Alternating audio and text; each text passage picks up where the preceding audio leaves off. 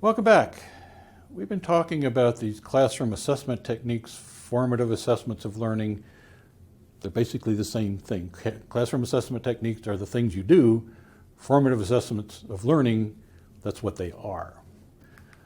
And they fit in with our backward design model here. So backward design of our modules, we talked about learning objectives, we've talked about assessments, formative and summative assessments, and now we're trying to talk about what learning experiences and instruction would you be doing, and part of that includes these classroom assessment techniques. We've talked about several of these before. Given you several in your handout, I've also introduced you to the idea of a crossword puzzle.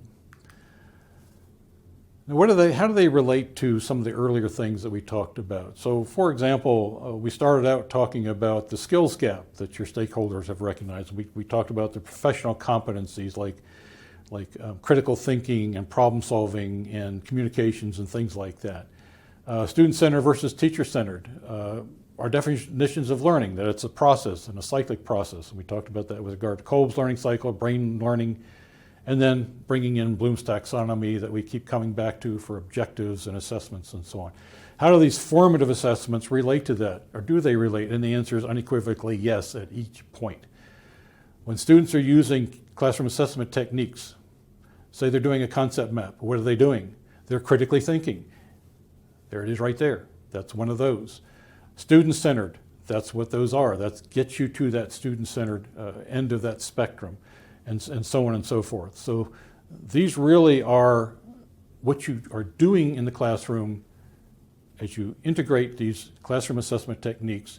You're starting to hit all these buttons at one time. One of the questions would be that you might have, well, what's going on in the room? You know what the lecture situation looks like, where you stand up like I'm doing now and talking at the students.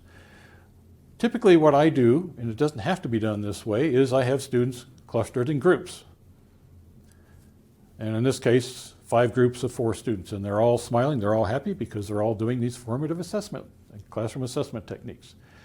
So the question would be, well, what are the students actually doing in the classroom? Well, they're solving problem sets, they're working on case studies, they're working on mini projects, they're putting together concept maps. They're doing the classroom assessment techniques.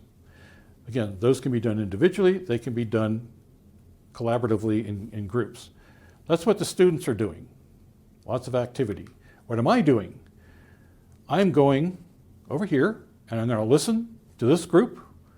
I'm going to answer any questions that they have. I'm going to make sure they keep on track on the assignment, whatever they're working on. I'm going to keep time. If I assign 20 minutes for this activity, we're not going to 21 minutes. We're going to stop it at 20 minutes. Then I'll walk over to this group, do the same thing. Keep walking around, maybe go back to that group, keep going around and around. I'm constantly walking and listening and consulting in a sense with the students. I'm a resource. I keep telling them that I'm a resource. If you get stuck on something, if you're not sure about something, please ask me. That's the whole point. I'm your partner in this learning process. I'm a facilitator of your learning. That's what we're talking about. So I might get over here and this group raises their hand, and so I'll walk over there and work with them. Occasionally I find, well, there's something that I didn't say or tell them in instructions, and multiple groups have the same question. Then I might say, okay, everybody, stop a minute, let me have your attention again, and then I try to clarify that for everyone. So I'm in constant motion around here, I'm constantly interacting with students, but they're working on their problem sets, their case studies, whatever the case may be. When do you use CATs? During the semester, during the session. And you can use them anytime. Classroom assessment techniques at any point. I would consider, though, if you're going to use these things, start out the semester with some of these. On day 1 of my semester, they're always doing 2 or 3 of these things during that time frame. So they know for the rest of the semester, we're going to be doing these things. I'm not going to spend all my time talking at you and lecturing. We're actually going to be active. And it starts to establish that relationship between you and how you're going to interact with them in the process of them working on these classroom assessment techniques. Also, do not be afraid if it's not working. You're going to learn from that experience and you're going to do it better next time. So you try something out and maybe it didn't quite get to the objective you wanted, maybe it didn't quite work as well as you wanted. Think about how to make it better. And do not be afraid to try some things out. That's really critical. Don't just give up on it. Your students will appreciate that as you go along. Appreciate doing these kinds of things. Actually, I have 2 assignments for you. Assignment number 1, go back to the sketches and lists that you made at the very beginning on the student-centered learning video. When we initially introduced this concept of student-centered learning, would you make any changes in your sketches or lists? Now that we've gone through the backward design, now that we've talked about classroom assessment techniques, you have some idea of how to do some of these things, would you make any changes to either your sketches of those classrooms or your list of how they're similar, different, and how to make changes? If yes, make note of those changes. So go back to those, spend just a few minutes rethinking those initial sketches that you did. So that's the first assignment. Your second assignment is another assignment to choose 2 of the classroom assessment techniques that we've talked about in the videos or on the PDF handout, because there's some that we did not talk about in the videos. Design them for 1 or more components of your module. So sit down, if you're going to say, oh, I'm going to do a concept map. Design that for some specific component of your module, and then think about and jot down some notes. So how are they going to be administered? Are you going to need to give them pieces of paper, worksheets?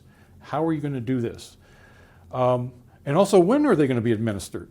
Are they going to be administered halfway through the semester? Are they going to be administered every week? Are they going to be administered at the beginning of a course session, in the middle, at the end of the day? When's that going to happen? And then how are you going to assess their product that they have? Is it graded or not graded? And again, a lot of the ones I have are low points, so they're very easy to grade, or no points. But you can do it however you want best. But you need to make those decisions ahead of time. How are you going to assess that product that they have? Concept maps, for example. And then also, part of that is how are you going to provide feedback to the students for their work? Choose a couple of these classroom assessment techniques. Use them, actually design them for components you would normally teach in your module. Think about how you would administer them, when are they going to be administered, how you're going to assess them, and then also how you're going to provide feedback to the students. These are the steps you need to think about any time that you are trying to implement classroom assessment techniques in your course.